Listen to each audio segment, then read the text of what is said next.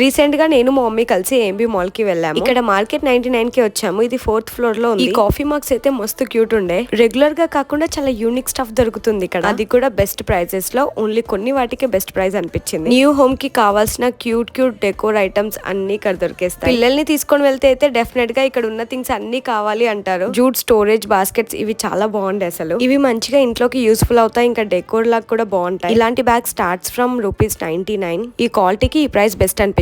Girls కి ఇలా jewellery storage boxes కూడా ఉన్నాయి. ఇంకా ఇలాంటి సాఫ్ట్ టాయ్స్ అయితే సూపర్ క్యూట్ అనిపించాయి అసలు.